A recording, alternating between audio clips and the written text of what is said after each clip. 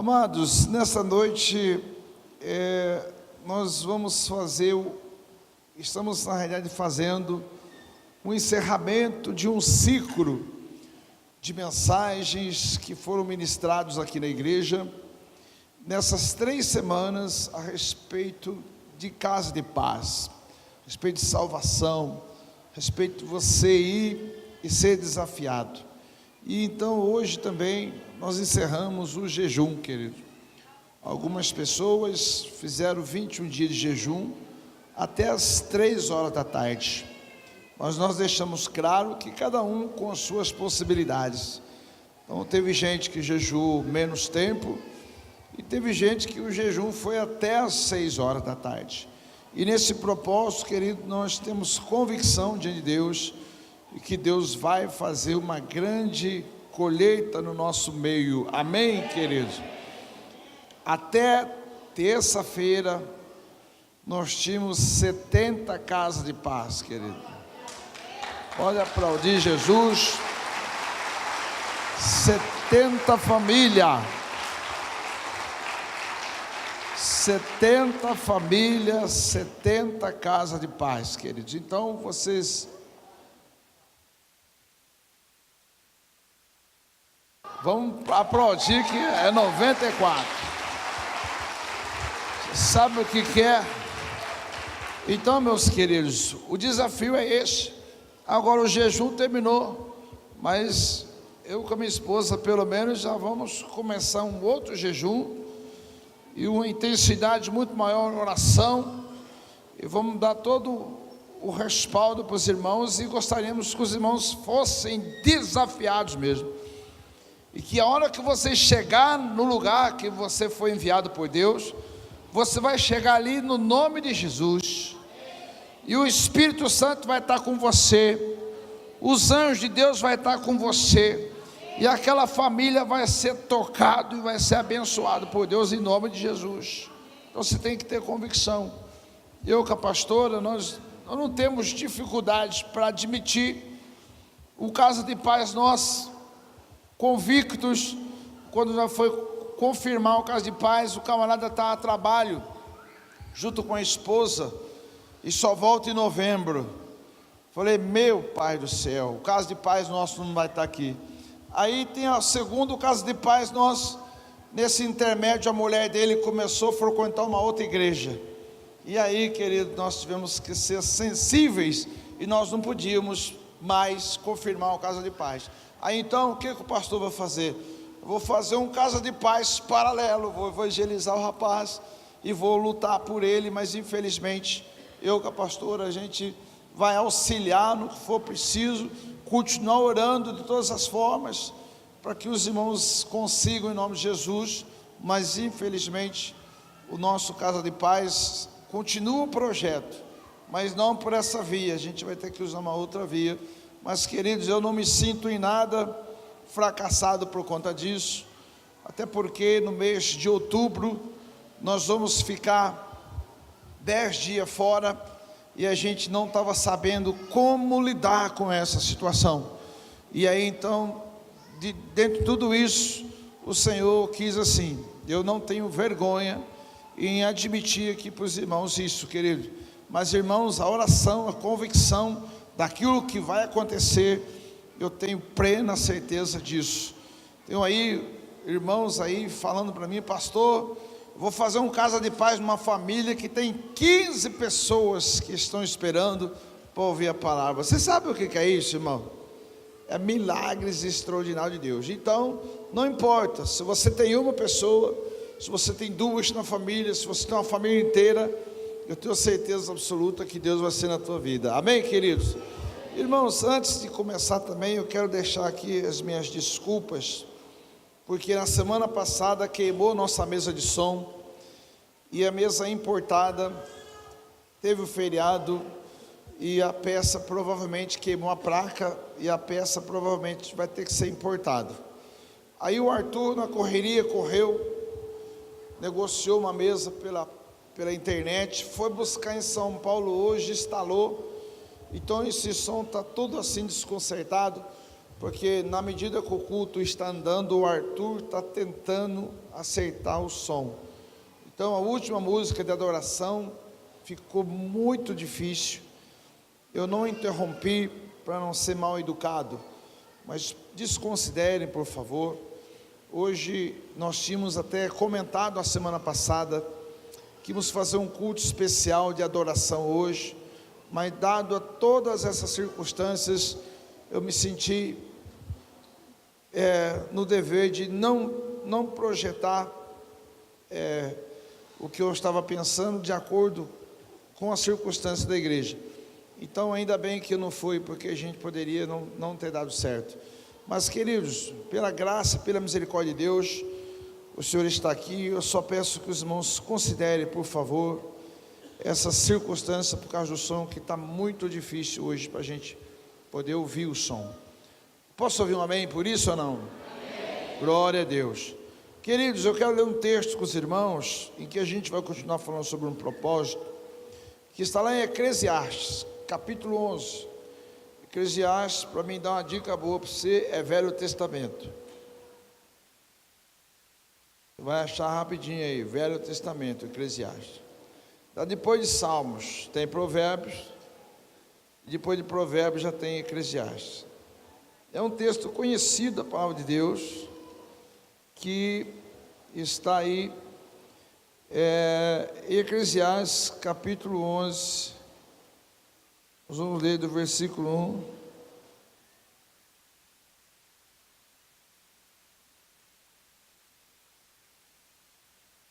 até o versículo 6, Eclesiastes capítulo 11, do versículo 1 até o versículo 6,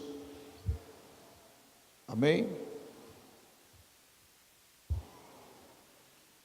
Eclesiastes é Velho Testamento, bem no meio da sua Bíblia tem Salmos, aí um pouquinho para frente de Salmos tem Provérbios, e mais um pouquinho tem Eclesiastes, capítulo 11, a partir do versículo 1.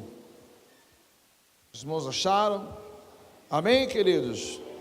Glória a Deus. Diz assim o texto: atire o pão sobre as águas, e depois de muitos dias você tornará a encontrá-lo. Reparta o que você tem com 7, e até mesmo com 8, pois você não sabe que desgraça poderá cair sobre a terra. Quando as nuvens estão cheias de água, derramam chuva sobre a terra. Quer uma árvore caia para o sul, quer para o norte, onde cair ficará. Quem fica observando o vento não plantará, e quem fica olhando para as nuvens não colherá. Assim como você não conhece o caminho do vento, nem como o corpo é formado no ventre de uma mulher, também não pode compreender as obras de Deus, o Criador de todas as coisas. Plante de manhã a sua semente, e mesmo ao entardecer, não deixe as suas mãos ficarem à toa, pois você não sabe o que acontecerá, se esta ou aquela produzirá, ou se as duas serão igualmente boas. Amém, querido? Amém ou não? Amém. O texto aqui, queridos, ele é um texto que escreveu o sábio Salomão. E o texto aqui, queridos, é um texto que ele cabe várias interpretações. É importante aqui que o Salomão usa duas figuras nesse texto. Ele usa aqui a figura de um comerciante e de um agricultor. E o rei Salomão, ele está falando aqui de coisas, querido, muito consistentes sobre a vida dele, mas ao mesmo tempo, ele fala de duas situações onde é absolutamente imprescindível na vida do homem, que o homem tenha fé. O homem precisa ter fé. Sem fé, ele não consegue agradar a Deus. Eu vou mais longe. Sem fé, o homem não consegue ser uma pessoa que consiga atrair os benefícios de Deus para a sua vida. Agora, queridos, é bom que a gente fale sobre esse texto aqui. A gente fala também nesse texto aqui que existem muitas circunstâncias negativas na vida do ser humano. Queridos, nem tudo na vida do ser humano, querido, pode ser, querido, uma coisa sólida, ao ponto de que as pessoas julguem não ter problemas. Todos os seres humanos têm problemas, querido. E eu venho afirmando aqui, que quando uma pessoa, ele toma a decisão de servir a Jesus, muito pelo contrário do que algumas pessoas falam, muitas vezes ele pode até passar a ter mais problemas ainda. Por quê? Porque ele se desnudou, se desvendou para buscar a Deus, para ser restituído de Deus, para ter Deus no centro do seu coração, para que ele possa ser realmente encontrado como um filho de Deus. E é evidente, querido, a palavra de Deus nos declara por muitos apóstolos, escritores, que quando você decide caminhar com Jesus, querido, é evidente que você vai atrair sobre a sua vida algumas lutas que são de ordens espirituais. Mas é importante nós acreditarmos, querido, que é nesses momentos em que a nossa fé vai ser provada. É nesses momentos em que a nossa fé vai ser provada.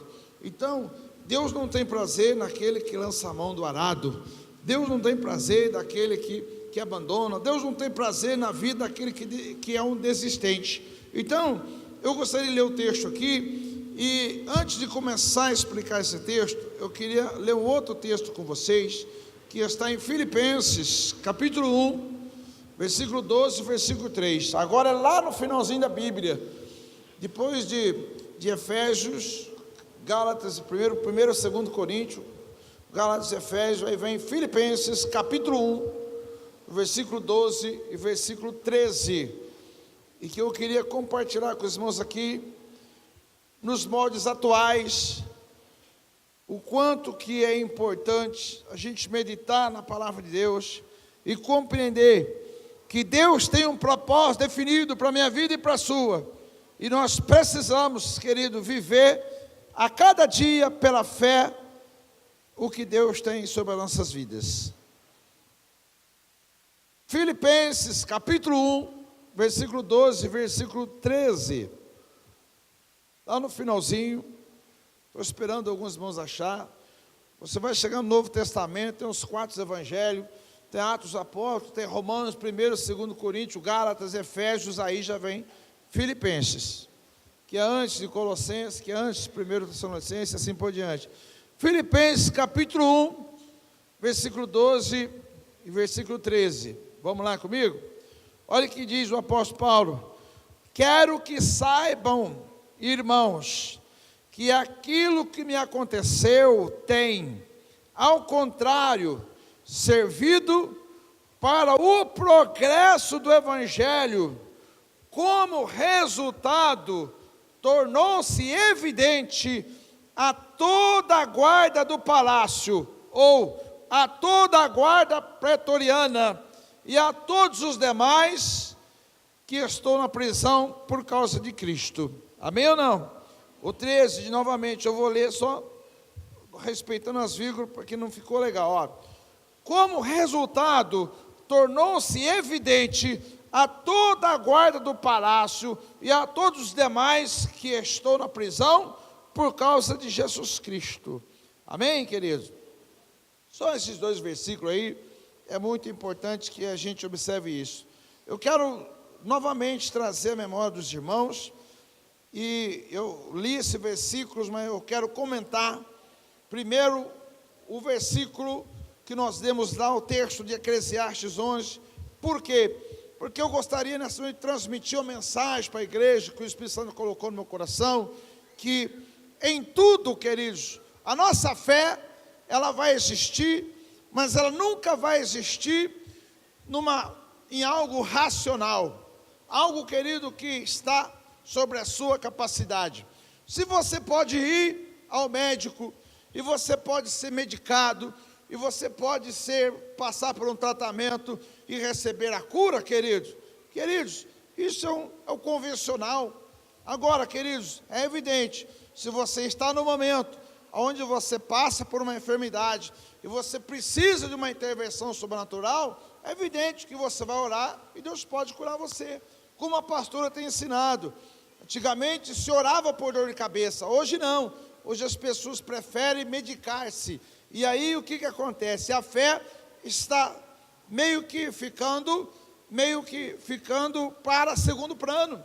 Agora, queridos, dentro de tudo que eu estou dizendo para os irmãos aqui, é importante você refletir sobre uma coisa, querido. Irmãos, em tudo aquilo que nós fazemos, nós precisamos entender que a nossa fé, ela é o único meio de trazer as coisas para a realidade. Então, o texto de Eclesiastes 11, olha o que o Salomão escreveu: atire o pão sobre as águas, e depois de muitos dias você tornará a encontrá-lo. Reparta o que você tem com 7, ou até mesmo com 8, pois vocês não sabem que desgraça poderá cair sobre a terra. Amém ou não? Esse primeiro texto aqui, a referência que o Salomão está usando aqui, é a referência de um comerciante, querido. Porque se você não sabe, quando o Salomão foi chamado por Deus lá, e ele estava em oração, e Deus disse para o Salomão pedir o que Salomão quisesse. E Salomão falou assim: eu quero sabedoria, inteligência para conduzir o teu povo, Deus. Aí Deus falou assim: como você pediu sabedoria e inteligência, eu vou acrescentar fama e riqueza na tua vida, de forma que nenhum homem na terra vai ter mais do que você teve. Olha para você ver o que é Deus.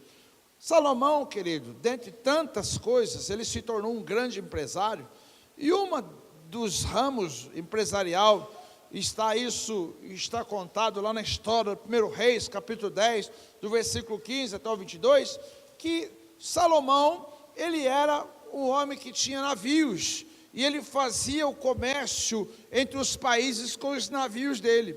E aí ele vem colocando aqui como um princípio de sabedoria, a fé, que você precisa de agir com fé.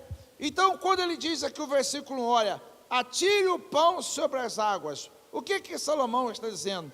Ele pode aqui, evidentemente, essa palavra pode ser interpretada como um ato de fé, de evangelismo, mas o Salomão está falando aqui de negócio, está usando o comércio, ele está falando aqui que ele tem vários navios, e aqueles vários navios que ele tem, ele coloca toda a riqueza naquele navio, e aquele navio ele vai viajar, vai ficar 3, 4 meses fora. Então ele estava dando uma ideia: você pega a sua riqueza, o pão, aquilo que você tem, e você coloca num navio, no outro navio, no outro, em 7, talvez até em 8 navios. E quando os navios saírem, e eles forem, eles vão voltar depois de muitos dias, e eles vão trazer um resultado. Agora, por que o Salomão fala da fé aqui?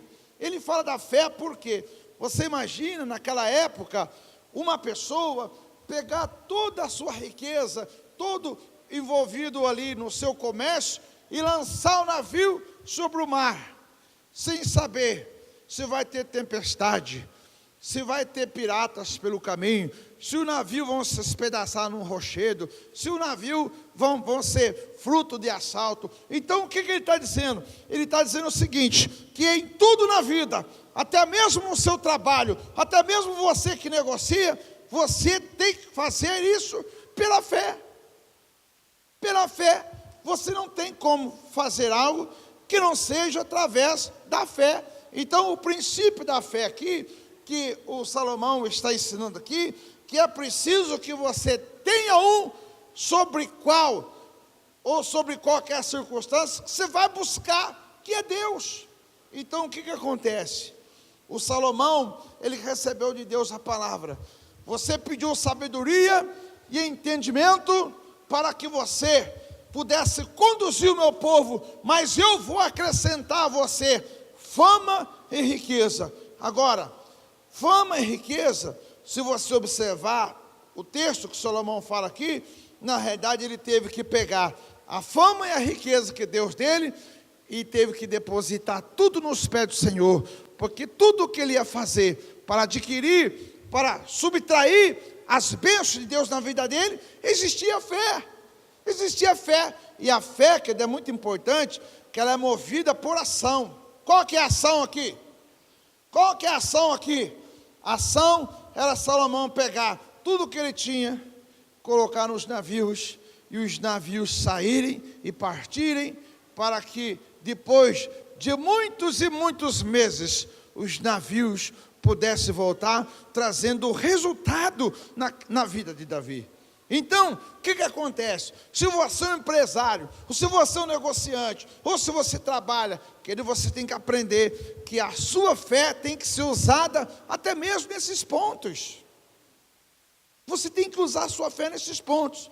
Então, olha para você ver, eu fiz algumas anotações aqui, por exemplo.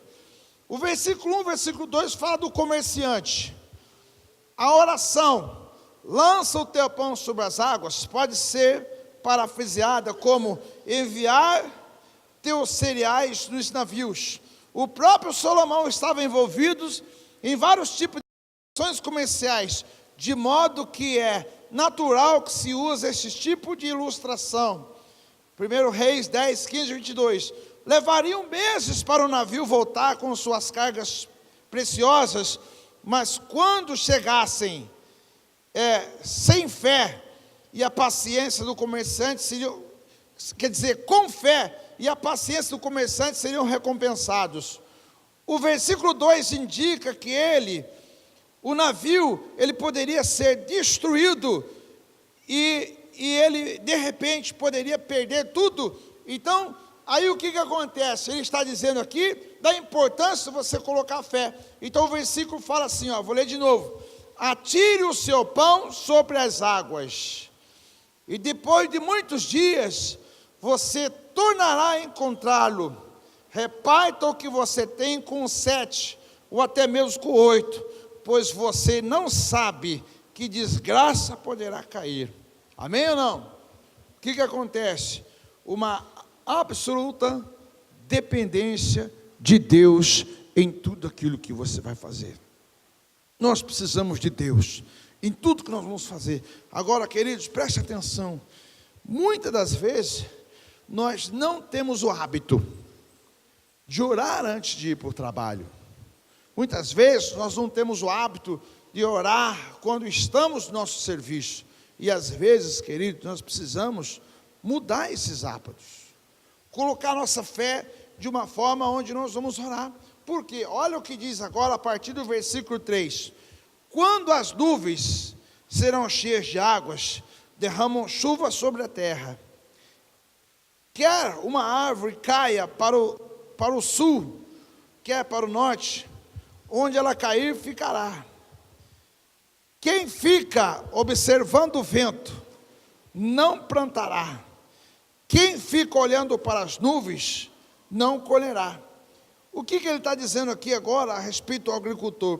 Que na realidade a fé, muitas pessoas ficam buscando ocasiões, aonde as ocasiões vão contribuir. E na realidade, queridos, a fé, ela é contrário àquilo que está no possível. A fé é algo que está absolutamente no sobrenatural, como o Carlão frisou aqui, que o Arthur falou a respeito do Eliseu. Então, queridos, nós precisamos acreditar no sobrenatural. Só que aí o que acontece? Muitas vezes a nossa fé, ela está levando a gente a uma circunstância onde você quer primeiro que você tenha condições, as condições favoráveis para você fazer as coisas. E às vezes, irmãos, a nossa fé, ela precede esse tipo de atitude. A nossa fé, às vezes, ela tem que ser lançado, como ele diz aqui, que ela é lançado no mar as riquezas, como ele fala aqui, por exemplo, de uma pessoa que planta. Queridos, vamos considerar aqui, naquela época o povo de Deus, eles plantavam, até mesmo no dia de hoje, numa terra que era uma terra, querido, que tinha muito pedregulho. Então, queridos, o que o agricultor ele precisava de lá? Ele precisava da chuva certa, ele precisava do vento, ele precisava da temperatura, ele precisava da chuva seródia no momento certo. Irmãos, é muita coisa, porque o texto está dizendo aqui que ninguém tem o controle do tempo, se vai chover ou se vai ventar. Aí então, o que o agricultor precisa ter? Fé, porque ele depende de Deus em tudo. Agora nós muitas vezes observamos nossas vidas e nós colocamos a nossa vida e colocamos como fruto da nossa fé condições ideais para nós fazermos, irmãos. E meus queridos, não é assim que funciona. Olha o que diz o versículo 5: assim como você não conhece o caminho do vento, nem como o corpo é formado no ventre de uma mulher, também não pode compreender as obras de Deus, o Criador de todas as coisas. Olha o que ele continua dizendo no versículo 6: plante de manhã a sua semente, e mesmo ao entardecer, não deixe as suas mãos ficarem o quê? À toa. Não deixe as suas mãos ficarem à toa, pois você não sabe o que acontecerá, se esta ou se aquela produzirá, ou se as duas serão igualmente boas. Aí eu notei algumas coisas interessantes aqui sobre isso. Olha, não podemos ficar de braços cruzados esperando as circunstâncias ideais. O vento nunca é perfeito para semear, e as nuvens nunca são perfeitas para o ceifador. Quem procura sempre encontra uma desculpa para não fazer nada. O texto aqui está dizendo o seguinte: plante de manhã a sua semente, versículo 6, e mesmo ao entardecer, não deixe as suas mãos ficarem à toa. Ou seja, queridos, uma outra coisa que eu coloquei aqui, olha, devemos viver pela fé em sua palavra, portanto, cabe a nós usar a cada dia a sabedoria de acordo, cabe cada dia de nós usar a nossa sabedoria e acordar cedo e lançar a semente e trabalhar até chegar à noite. Devemos realizar as tarefas que temos na mão, remindo o tempo, como escreve o apóstolo Paulo lá em Efésios 5, 15 e 17, crendo que Deus abençoará pelo menos alguma dessas tarefas que cumprimos, da mesma forma que o comerciante envia o navio, o agricultor também planta uma lavoura, ou seja, pela fé. Agora, a nossa vida é movida pela fé. Agora, imagina só, se você ficar buscando condições ideais, queridos. Agora eu quero ir no texto, querido, de Filipenses. Quero que você vá comigo, por favor, no texto de Filipenses, seu capítulo 1, no seu versículo 12 e versículo 13. Queridos, eu quero afirmar nessa noite, não podemos ficar buscando ocasiões ideais para agir, precisamos trabalhar. Olha o que diz o texto aí, sobre condições ideais. Olha o que diz o apóstolo Paulo: quero que saibam, irmãos, que aquilo que me aconteceu tem, ao contrário, servido para o progresso do Evangelho. O que aconteceu com o apóstolo Paulo? O que aconteceu? Ao que o apóstolo Paulo está referido à igreja de Filipenses? Queridos, nós conhecemos e sabemos que o apóstolo Paulo ficou preso. O apóstolo Paulo ficou muito tempo preso em prisões, trancados numa prisão, muito tempo. Agora, querido, tem um texto que nós lemos aqui essa semana, que está em Atos capítulo 9, versículo 15, se não me engano, deixa eu ler lá, Atos 9, 15, e que diz assim, olha, Atos 9, 15, o Senhor Jesus fala com Ananias e fala assim, olha, mas o Senhor disse a Ananias, vá Ananias, este homem é meu instrumento escolhido para levar o meu nome perante os gentios e seus reis e perante todo o povo de Israel. Amém ou não? Olha para você ver. Queridos, estrategicamente, Deus tinha um grande propósito na vida do Paulo. Você sabe por quê, querido? Porque o apóstolo Paulo, ele tinha duas naturalidades. Ele era filho de um pai ou mãe, eu não me recordo agora, que era romano, e o outro era judeu. Então, o que o apóstolo Paulo tinha? Ele tinha dupla nacionalidade. A nacionalidade romana e a nacionalidade, querido, na época, que era israelita. Então, ele falava do amor de Deus, e quando as pessoas prendiam o apóstolo Paulo, a hora que eles iam pegar o apóstolo Paulo, ele falava, opa, eu sou romano. Aí todo mundo, ninguém colocava a mão nele, porque ele era romano. Ninguém poderia fazer o que queria com ele, porque ele era romano. Aí o que acontecia? Ele foi apresentado ao rei Agripa, ele foi apresentado a outros reis, e em todas essas circunstâncias que o apóstolo Paulo foi apresentado, ele falou do evangelho, porque Deus falou lá, olha Ananias, eu vou mostrar o quanto que esse vai sofrer pelo meu nome, ele vai pregar para os gentios, e ele vai pregar para os seus reis também. Então, queridos, o apóstolo Paulo, ele está aqui, presta atenção, preso, acorrentado, e ele vem e diz assim para a igreja de Filipenses, olha, tudo o que está acontecendo comigo, eu estou preso, acorrentado, mas o evangelho tem crescido, e tudo isso tem contribuído. Aí você pega, por favor, um pensamento pessimista, um pensamento de uma pessoa que busca condições ideais para fazer uma coisa, e coloca na vida do apóstolo Paulo, ele preso, acorrentado, como que ele poderia dizer que as coisas estavam boas? Agora, irmãos, aí entra o texto que nós falamos de Eclesiastes, que é importante você refletir a respeito da fé. Você sabe por quê, querido? Eu ouvi o pastor pregar sobre esse versículo aqui, e eu me recordo muito pouco, mas uma coisa eu recordei e fui estudar. Ele fala aqui, no versículo 13, como resultado, tornou-se evidente o que? O evangelho a toda a guarda do palácio. Você sabe o que é toda a guarda do palácio? É toda a guarda. Você sabe quantos homens tinha nessa guarda aqui? 800. E sabe como é que o apóstolo Paulo ele era preso ou não? O apóstolo Paulo ele era preso no cárcere, e junto com ele era acorrentado um soldado.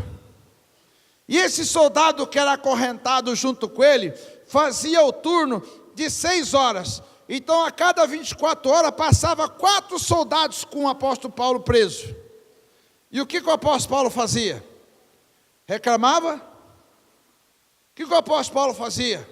Reclamava do rei? Reclamava da situação? Não, ele pregava a palavra, pregava a palavra, pregava a palavra, pregava a palavra aonde? Preso pela situação, mas livre no amor de Deus. Agora, imagine vocês, querido, nós estamos diante de um desafio, que é o desafio do Casa de Paz. Imagina se você começar a buscar, a partir dessa semana agora, condições ideais para você fazer o Casa de Paz. Querido, talvez você não vai conseguir dar ênfase, dar cabo à sua decisão e fazer o Casa de Paz. É uma postura de fé que você tem que ter. É uma postura de fé. Eu digo para os irmãos, não estou falando isso aqui, isso não é parte do ensino, eu sei que não é dessa forma, mas irmãos, o meu Casa de Paz, eu não desisti dele. Eu não desisti dele. E essa semana, eu vou sentar com ele. Eu só não tenho a ficha oficial, ele só não é oficial, mas ele é o meu desafio, de levar a primeira chave. E tenho certeza absoluta que eu vou ganhar ele para Jesus Cristo. Por quê, querido? Porque Deus falou muito comigo nesse texto aqui. Você imagina, o apóstolo Paulo acorrentado, junto com o membro da guarda pretoriana, 4 pessoas por dia, passando em 4 turnos de 6 horas. E agora ele chega aqui e fala assim, irmãos, vou falar uma coisa para vocês, as minhas prisões têm contribuído para o avanço do Evangelho de Jesus Cristo. O que é isso? É fé, ação, atitude. E ele diz aqui, queridos, qual que ele diz aqui? Ele fala, ó, como resultado tornou-se evidente a toda a guarda do palácio. Qual a Bíblia que está escrito guarda pretoriana? Levanta a mão assim, deixa eu ver. Todas as trompas eu sei que está.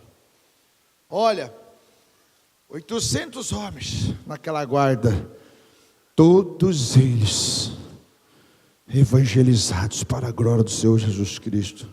Agora, ele poderia chorar, poderia reclamar, poderia buscar evidências para que ele pudesse falar do amor de Deus, mas irmãos, o apóstolo Paulo não perdeu a oportunidade de pregar o amor de Jesus Cristo, mesmo quando ele estava na prisão, mesmo quando ele estava preso e acorrentado. Ele diz, versículo 12: quero que saibam, irmãos, que aquilo que me aconteceu tem ao contrário servido para o progresso do Evangelho. Você sabe o que é isso? É fé, meu amado. É fé num Deus que tudo pode, num Jesus Cristo que é vivo e que vai te dar essa casa de paz e que vai te dar essa família para você cuidar. Ele vai dar isso para você, mas é muito importante que você acredite, querido, que você não pode se fixar, se firmar em condições ideais, porque não existe condições ideais. A fé, querido, ela desafia a lógica, a fé desafia a razão, a fé desafia, querido, a natureza das coisas. Agora, querido, a nossa fé, como foi falado aqui, para mim não ser incisivo no evangelismo, ela precisa existir no seu trabalho, ela tem que existir na sua casa, tem que existir na sua família, tem que existir no meio dos seus filhos, tem que existir na igreja, tem que existir no relacionamento, tem que existir no discipulado, tem que existir dentro da igreja, e principalmente para você tocar em Deus.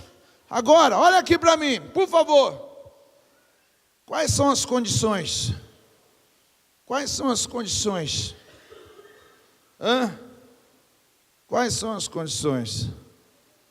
Você sabe que estava meditando aqui, depois que eu conversei com o Carlos, nosso discipulado, eu estava pensando a respeito desse gosto da laranja, esse gosto da maçã, o gosto da mandioca. Você pega a raiz de mandioca, se você deixar ela fora da terra, ela não serve para nada. Mas se você colocar ela na terra, ela vai crescer.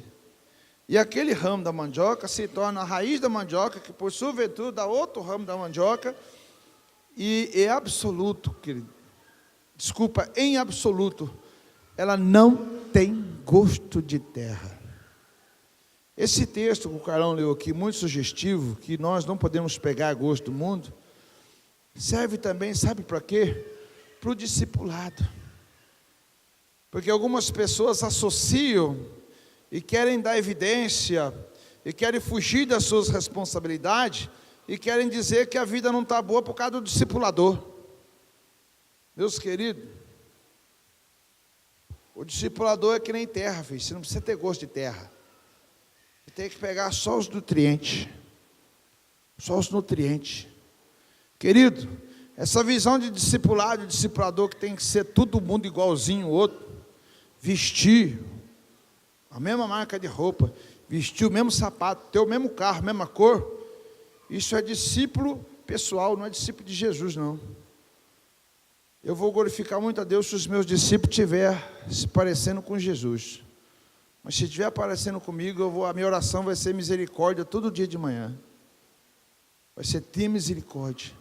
Agora, se os meus discípulos ficarem parecidos com Jesus, querido, aí eu vou falar uma coisa para os irmãos, eu vou ser o pastor, o discipulador mais feliz da terra.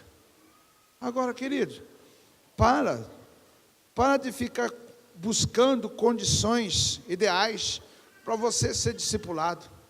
Deus colocou um discipulador para você, glorifica a Deus, que Deus colocou um discipulador para você, e gruda nele, cola nele, liga para ele. O pastor Elvis, que ele é discipulado era discipulado pelo pastor Abe. O pastor Abe remanuseou tudo, ficou com 3 discípulos só. E todo mundo foi discipular todo mundo. Aí o pastor Elvis contou num congresso isso, não contou para mim não, falou num congresso, que ele estava com saudade de ser discipulado pelo pastor Abe. Aí, ele teve uma discussão no trânsito, e ele ficou muito nervoso, o pastor Elvis. Aí ele ligou para o pastor Abe, falou: pastor Abe, pelo amor de Deus, eu tive uma discussão no trânsito aqui, estou nervoso, eu vou pegar o cara, e vou pegar ele, e vou arrebentar ele no meio, e estou nervoso. Aí o pastor Abe falou: pelo amor de Deus, não faça isso, corre para São Paulo, que eu preciso conversar com você. E ele confessou isso, lá no congresso, todo mundo vendo. Sabe por que ele fez isso? Com saudade de ser discipulado pelo pastor Abe. Fez isso por saudade. Olha para você ver. O cara deu um ênfase a algo que ele estava vivendo, para poder ser discipulado. Chegou cedo na casa do pastor Abe. O pastor Abe foi lá, cuidou dele, almoçou junto, ficou o dia inteiro. Aí ele saiu todo feliz da vida. Fui discipulado pelo meu pastor. Olha para você ver, querido. Então, meus amados, nós precisamos valorizar isso. Agora, vamos falar para os irmãos. É aí que entra a fé. É aí que entra a fé. Tem que ter fé em Jesus. E se o seu discipulador errar, não desista. Tente de novo. Tente de novo. Olha aqui para mim, querido. A palavra não é sobre isso. Mas, irmãos, preste atenção. A palavra da revelação dessa noite. Condições ideais não vão existir. Não vão existir condições ideais. Porque, como diz o sábio Salomão, é tudo pela fé e em confiança nele. Porque ninguém pode medir o tempo, mas Ele pode, querido. Ele pode. Então deixa eu falar uma coisa para você. O apóstolo Paulo diz: quero que saibam, irmãos, que aquilo que me aconteceu tem, ao contrário, servido para o progresso do Evangelho. E por que ele afirma isso? Porque eu ganhei toda a guarda pretoriana para Jesus Cristo, mesmo estando dentro da cadeia. Fora os presos que se converteram todos, o apóstolo Paulo estava na cadeia. Agora eu pergunto para você, como que ele conseguiu isso? Primeira coisa, ele não olhou para as circunstâncias ideais.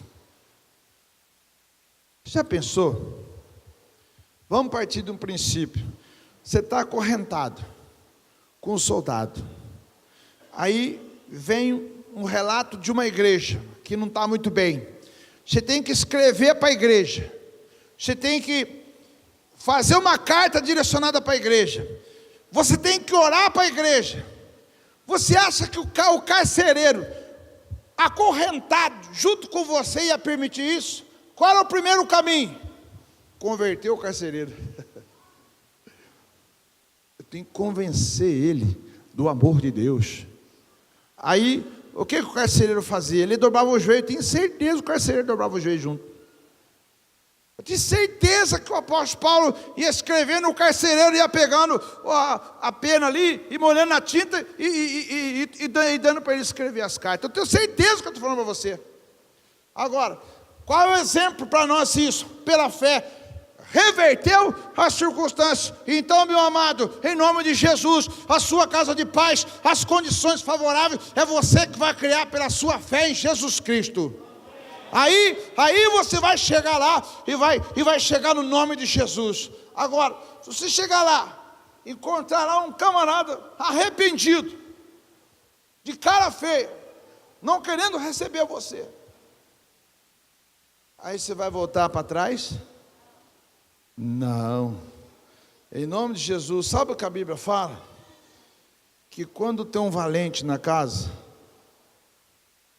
aquele valente só sai se o quê? Se chegar um outro mais covarde. É isso? Não. Presta atenção. Se você chegar numa casa, tiver um valente ali, tiver ali um principado, se tiver ali um demônio familiar, se tiver ali uma potestade, ali naquela casa, a hora que você chegar, o principado e a potestade, os demônios vão embora, só se você tiver com o mais valente. Aí quem tem o mais valente aí? Você tem Jesus, você tem o mais valente. Aí então, a hora que você chegar, pode aplaudir ele. Ele é valente. Aí você vai chegar, e na hora que você chegar, o outro valente, ó, igual o antes fala, pica a mula. Ele usa essa expressão, pica a mula, ó, vaza. Por que vaza? Porque, querido, você vai chegar lá com outro mais valente. Então, meu querido, eu quero afirmar para vocês, nós oramos, vamos continuar orando, jejuamos 21 dias, agora está tudo favorável. Não, é agora que você vai ter que ser guerreiro. Se você for esperar, deixa eu te dizer, condições favoráveis, eu sinto muito, querido, sinto muito, talvez você vai ser um daqueles que retrocedem, e aí, querido, você não vai agradar a Deus. Então, meu querido, eu preciso que vocês entendam, que a fé, como foi falado pelo Carlos aqui, está associado à obra. A obra sozinha não vale nada, mas tem que ter obra e tem que ter fé.